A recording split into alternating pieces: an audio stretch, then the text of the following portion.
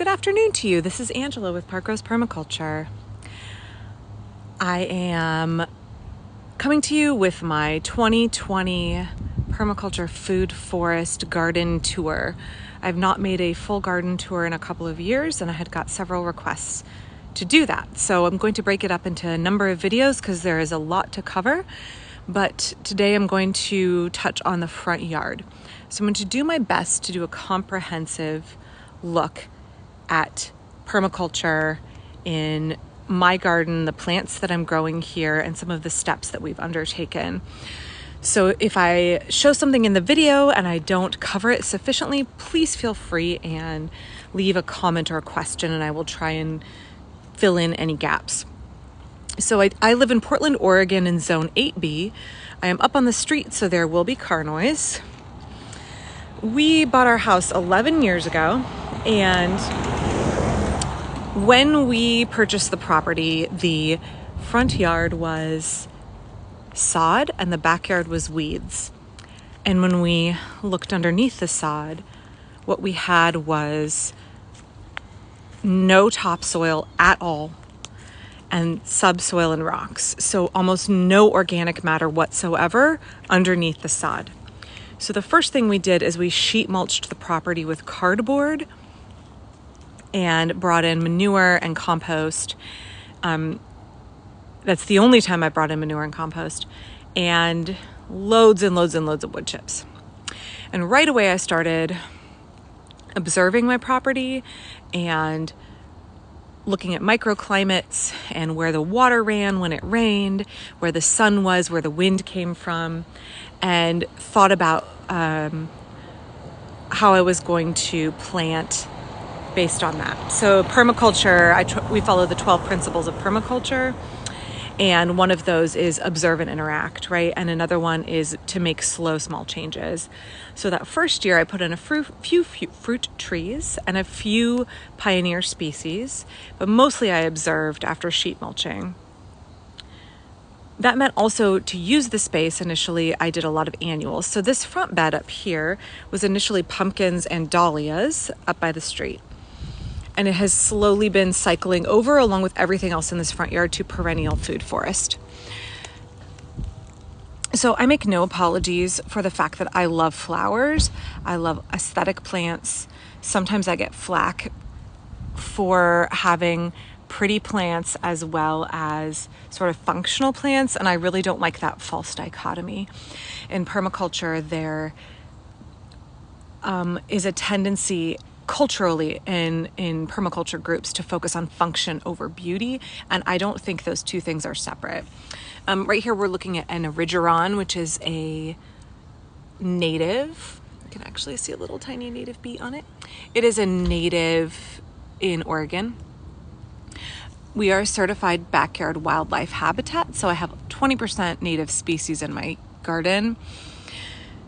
Here there are some holes, so you can see there are baby plants. There's a hebe here, which will fill in, Rudbeckia and other herbaceous perennials, and then also woody perennials in this bed that are all young that I put in this year because I took out some quince and honeyberries and things that were getting sunburned and or were just not doing well in this location, so I moved them. So this bed looks a little sparse, but that is because it is full of tiny babies which will get big and fill in. The sort of keystone of this front yard bed is this plum tree here. This is a Stanley plum, which was one of the first trees I put in as a tiny stick that I grafted. It's a great Italian prune plum, really productive. I also think it's a really pretty tree. It has a nice open shape. Underneath in this guild, I keep peonies and honeyberries and comfrey and daylilies.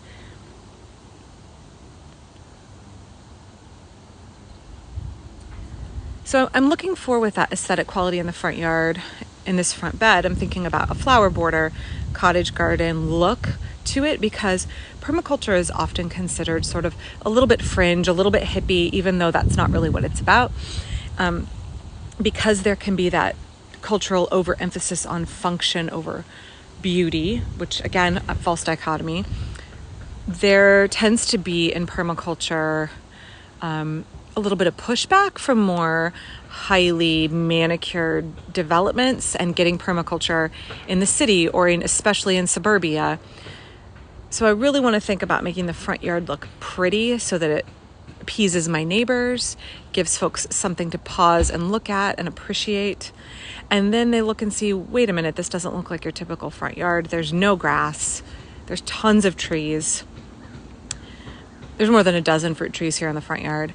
And there's blueberries and currants and honeyberries and juneberries. And people start with the flowers and then they move in and realize there's a lot more going on. So I use those front bed flowers as sort of ambassadors to do a little diplomacy in terms of making permaculture look more appealing.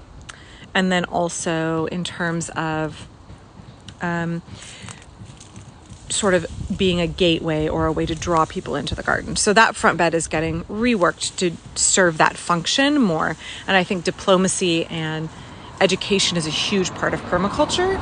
And it's not something that we want to neglect, particularly if we are in a suburban or urban setting where we often have to teach people about permaculture in order to get them to accept the fact that our yard looks different than what we are used to seeing, particularly in American yards. Okay. So I'm standing underneath now a grape arbor. Please forgive my pruning job was not, I was a little lazy in my pruning in the fall. So I have two kinds of grapes under this arbor, and it is here because it's very, very sunny and I needed a little bit of shade. So I grow Cannabis and Interlaken grapes, both of which are table grapes in the front yard. In the backyard, I have other grapes. So let's turn around here. So I have Cannabis and Interlaken grapes. They are really good table grapes, really hardy. They do well in my climate. And underneath them, so you see I have the plum tree here on the north side of the plum tree where it gets quite a bit of shade. I have a currant. This is a pink champagne currant. Currants do very well and produce fruit in a lot more shade than most plants. So if I have a fruit tree that gets quite large, I tend to plant a currant on the north side of it because I know it will still be productive. Okay, moving on. So if you look at some of my beds over here, you'll see that I have wood chips everywhere. Again, deep wood chip mulch. I use chip drop. I also get them from the electrical utility. I've gotten more than 24 loads of wood chips, and as those break down, they turn into humus. So fruit trees and nut trees like a fungal dominated soil. The best way to bring in beneficial fungi is those kind of fungi enjoy wood chips and tree leaves and things like that. So I'm using all kinds of wood chips, whatever I can get, a diversity of them. And then I'm also inoculating with mushrooms that I want to have, including morels and King Stropharia mushrooms. And then those beneficial mushrooms that feed off of the wood chips will naturally come in with the wood chips that I'm getting. So underneath that, you can see I use a lot of ground cover. And those plants in permaculture, and in food forest planting, we think about the 7 layers. So I have 1/4 acre here. It's a big lot for the city, but it's not a big lot.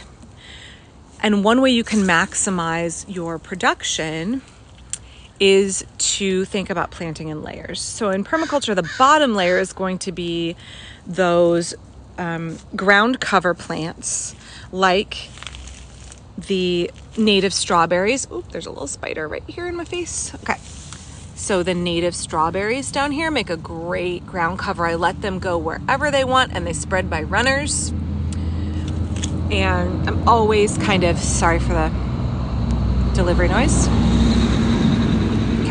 I'm always pushing those runners around and trying to spread out where my strawberries are. I have 2 kinds of native strawberries here.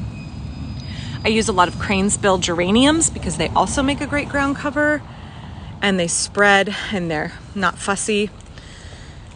I use things like clover, which is a nitrogen fixer, and I use annuals like nasturtiums, and nigella that will self-sow everywhere and are very carefree annuals.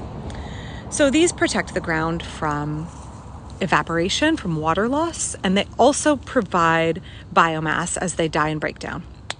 So, and they bring in pollinators, or they provide food sources. So that ground cover layer is the beginning of the first layer of the 7 layers. And then we want to talk about the root layer. So I grow things like radishes and beets around the edges. I grow perennial leeks, and I grow Egyptian walking onions. And those things produce a harvest for me in sort of that just below the surface layer. I also let, as you can see here, a lot of radishes go to flower because hummingbirds, butterflies, and bees really like them. And then my radishes become a functional self-sowing annual. I let them go to seed, and I don't really plant radishes anymore.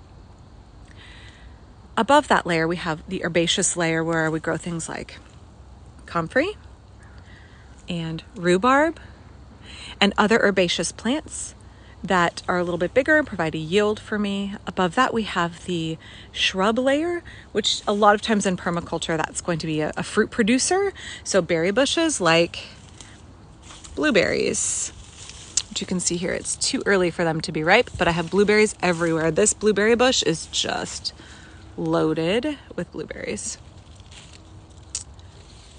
It's things like honeyberries here. Goji berry, its cousin wolfberry in front of it. I have behind me, I'll pan slowly, bush cherries. I have short June berries. Actually, June berries for my breakfast yesterday. One in the backyard is more ripe than this one. June berries are a North American native. Above that layer, we have sort of a sub-canopy layer. And in my garden, that includes some things that are still in that lower layer because they're not mature yet, like feijoa. I have 3 feijoas, and those are very slow growing, but they, upon maturity, will really be in that sub-canopy layer. But right now, they sort of exist in that kind of lower shrubby layer.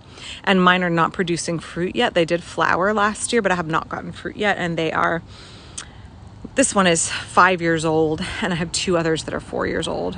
So going into 6th year and going into to 5th year. Other fruit producing shrubs, European currants. And then I also have, I'm using my kids' old trike to kind of prop it up because they get floppy.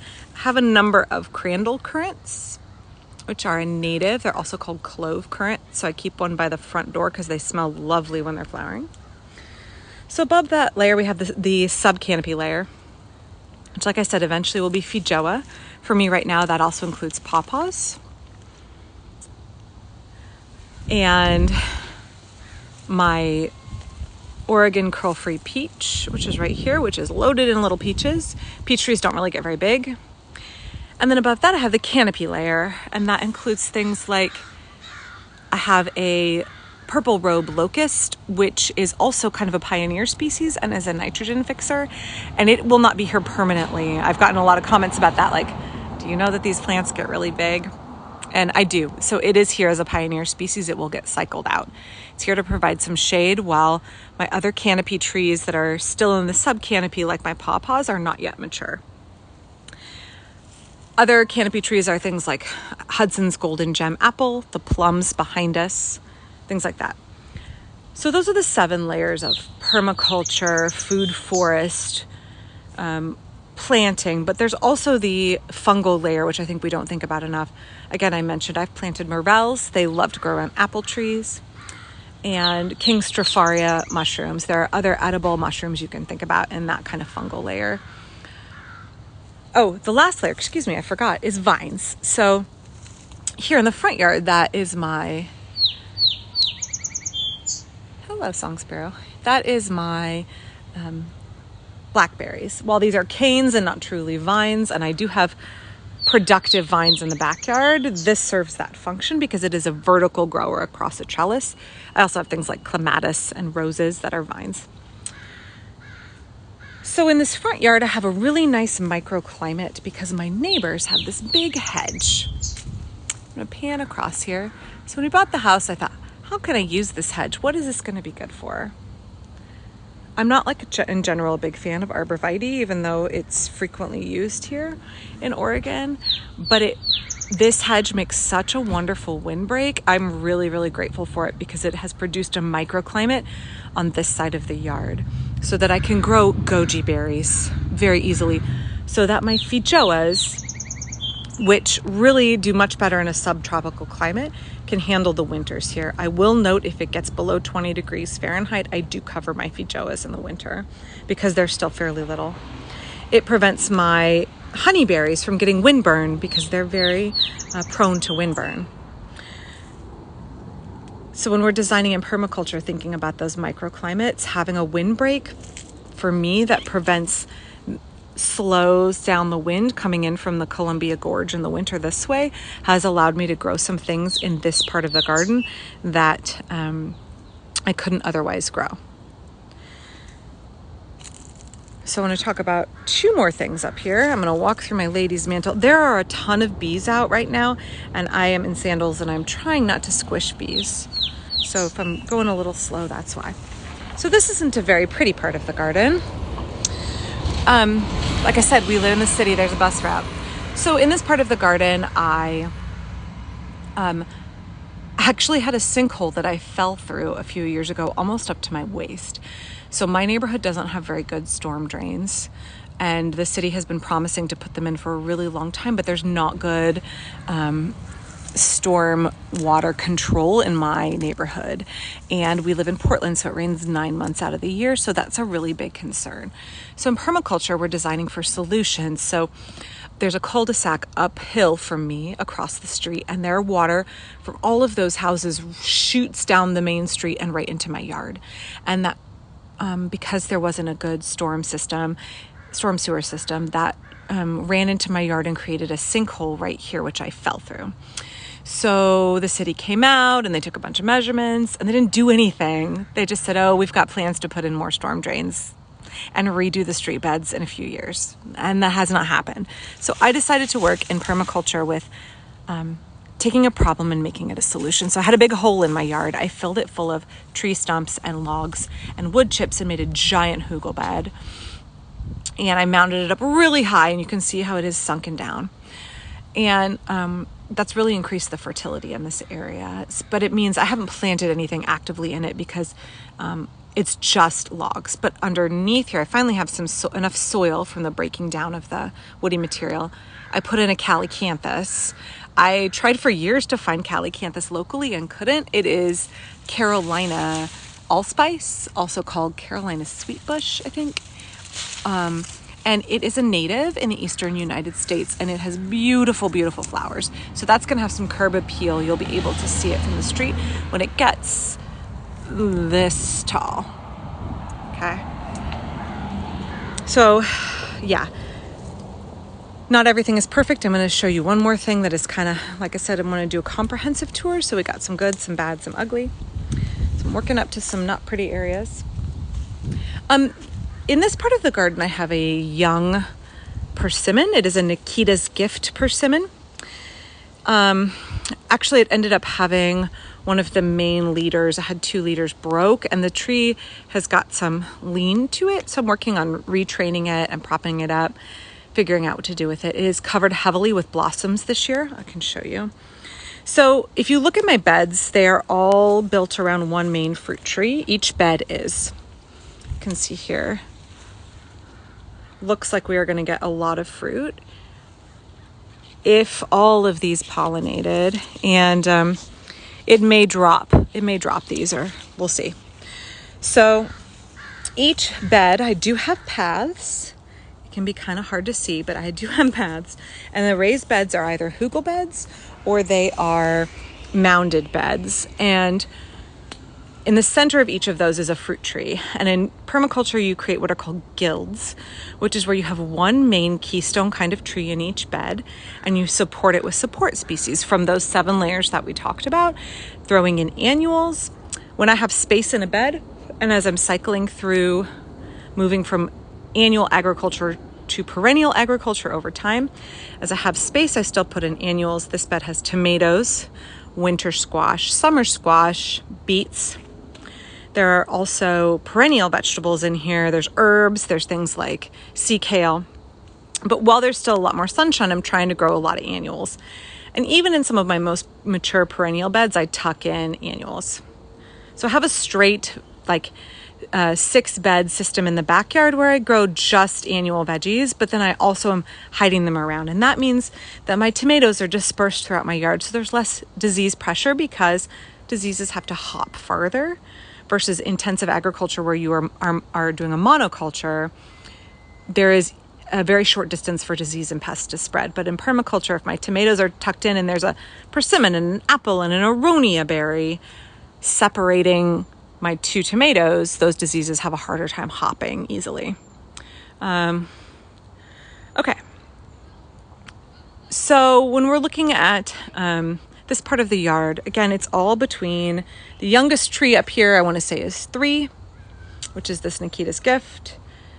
And we're looking at some trees like this Hudson's Golden Gem Apple and the Crandall Currant underneath it and the rhubarb underneath it that are 10, 11 years old.